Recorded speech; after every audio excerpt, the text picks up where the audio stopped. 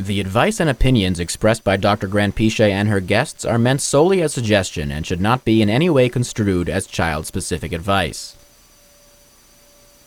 Dr. Doreen Granpeesheh is Dr. Doreen is an expert in autism. Doreen Granpeesheh. Dr. Granpeesheh. Dr. Doreen Granpeesheh. Dr. Doreen Granpeesheh is a visionary in the field of autism. Now you can ask her questions on Ask Dr. Doreen.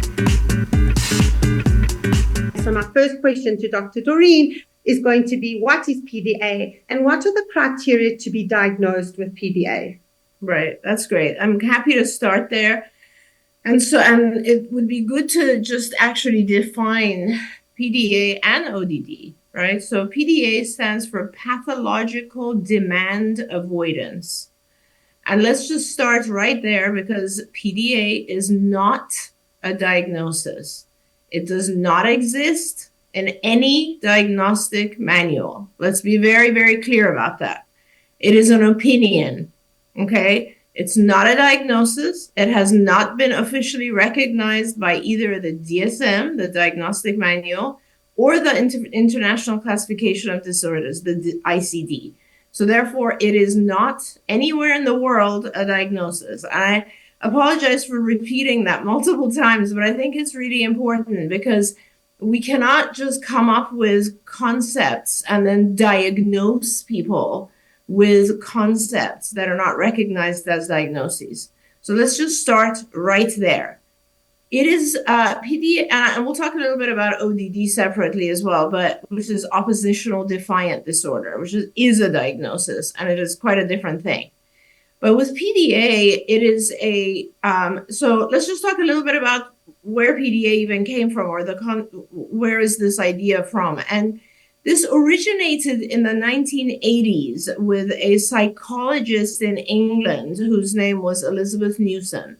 And she was describing individuals who did not quite fit the typical pattern of autism, because, and these were what she would refer to back in the 80s as higher functioning, very social, but manipulative individuals. So individuals who were using various social tactics to avoid demands that were placed or requests that were asked of them.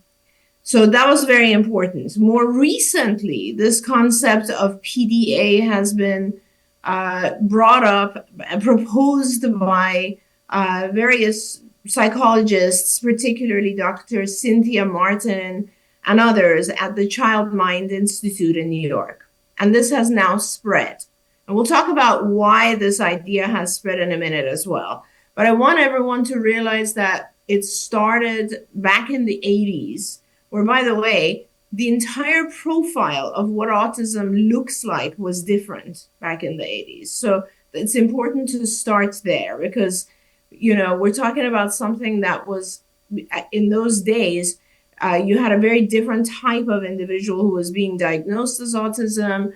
And when you dealt with these situations where the child was not doing what they were asked, someone was coming up with, oh, this is an interesting profile. And remember, these are psychologists or physicians. They're not behavior analysts who are talking about this. Okay, so they look at the individual from a different perspective. Now, what is PDA?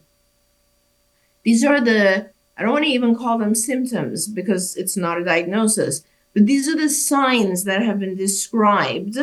And when I list these, please think about them outside of an individual with autism. Okay, just think about a person, anyone, ourselves, who might struggle with these things, or not even, like, these are just things. Listen to these signs. Avoid demands. Okay, so I feel like a lot of us avoid demands in certain places. Struggles to give up control. I feel like a lot of us struggle to give up control. Attempts to manipulate situations in order to maintain control. Okay. Uses distraction, negotiation, or defiance to avoid or escape situations that are difficult. Sounds like a very normal human response. Procrastinates and has very severe emotional reactions in order to avoid demands. That is it. Those are the This sounds like me doing my taxes. That's what I was going to say. It sounds like anyone.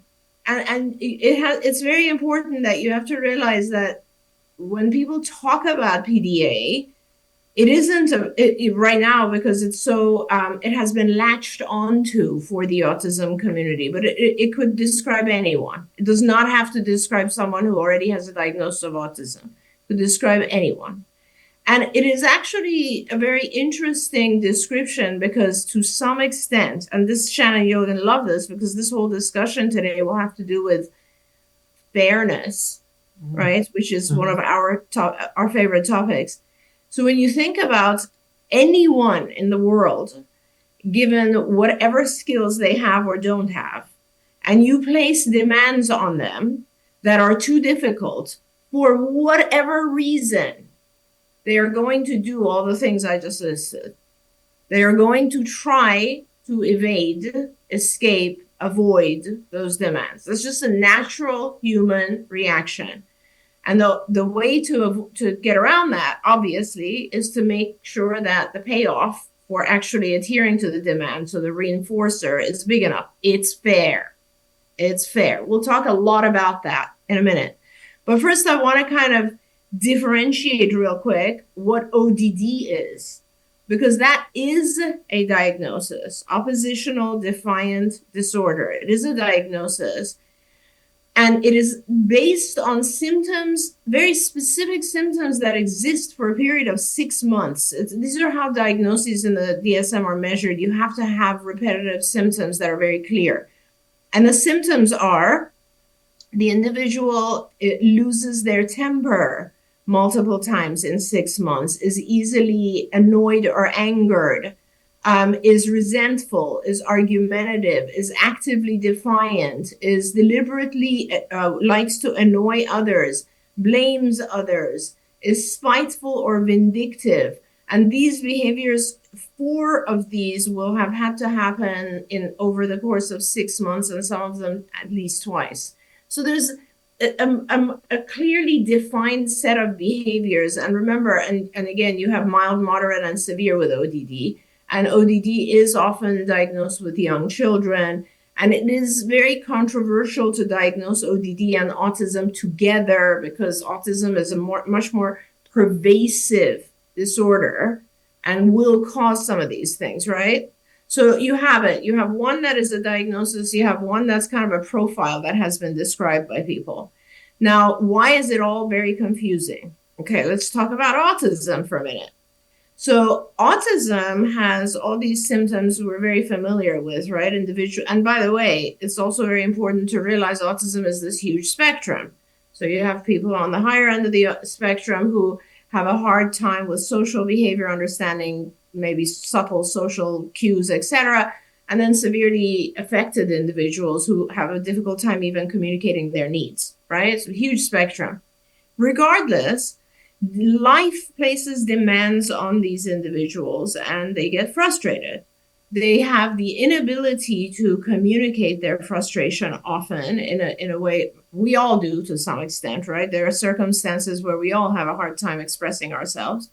And when that happens, they try to avoid the demands that are being placed on them. They may exhibit that avoidance in a very dramatic, emotional manner, just because they don't have language to better communicate. This is very frustrating for me. I don't really want to do this. I don't understand why you're asking me to do this. They don't have the ability to communicate those things. So therefore, they're going to scream, tantrum, hit, aggress. We've talked about this 1,000 times on these shows, right? Challenging behavior as a response is communication. It does not mean that I have some other profile that everyone has to tiptoe around. It just simply means I can't communicate better than I am right now, right? Now, and also remember, I talk about this all the time. Individuals with autism, just because of the symptoms of autism, like not being able to manage sensory input as well as others, not being able to understand language, all of those things lead to anxiety as well. right? So individuals with autism tend to have higher levels of anxiety to begin with. And that's very easy to understand as well. Imagine if you can't understand a language. Imagine if every light and sound and everything in your environment is overwhelming. You're going to have heightened anxiety. Now, the thing about PDA is that people correspond it to anxiety. And they say that individuals with PDA, the cause of their demand avoidance is that they have heightened level of anxiety. Well, guess what? A large number of people with autism have heightened anxiety to begin with. And yes, they will try to avoid demands, and they will show that based on those things that we consider to be challenging. So it's not like it is, yes, it affects people. You know, there are a number of people who have demand avoidance, but this doesn't mean that we need to call it a new thing and then just leave them alone. They're never going to mature out of it. In fact, they're always going to learn that communicating by throwing a tantrum is going to get me what I want. Like, it's the exact opposite. So I want to get into all those questions because there's a lot of people having the misunderstanding that if you are given the profile PDA, we can't teach you anymore. We need to just let you be. And that, I think, is the crux of the matter here. And I hope everyone kind of like now understands what these two things are. Don't forget, you can watch Ask Dr. Doreen live every Tuesday morning at 10 a.m. Pacific time. We hope to see you there.